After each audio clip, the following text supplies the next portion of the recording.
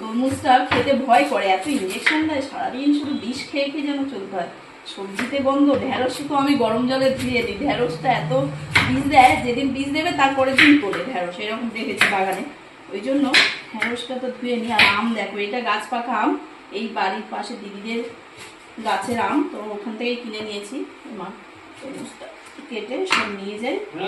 তরমুজের খোসা দিয়ে একটু জিনিস বানাবো বললাম, এই গরমে রান্না করে আর কিছু করতে পারি না। এই দেখো, এগুলো গাছ পাকা আর গোলাপ, এটা কি গোলাপ খাস আম? গোলাপ খাস তো? হ্যাঁ, গোলাপ খাস, গোলাপ কালার দেখতে পাচ্ছেন, এটা আছে গাছ পাকা আম। দেখো, এক ঝুড়ি কিনে নিয়েছি, 2 কিলো কেনা হয়েছে। তো আমরা ওই বাইরে থেকে আম, সত্যি আম, লিচুটা কিন্তু কেনা হয়নি, লিচু ওদিকে বিক্রি হয়ে যাচ্ছে। লিচু আম বাইরে থেকে কিনি না, এই যে এখান থেকে গাছে, এখানকার লিচুর গাছ শেষ, বাজারে আর লিচু নেই। কালকে বলছিল না মার্কেটে কখন কখন পাচ্ছে, আমরা সেই সময়টা বেরোতে পারছি না।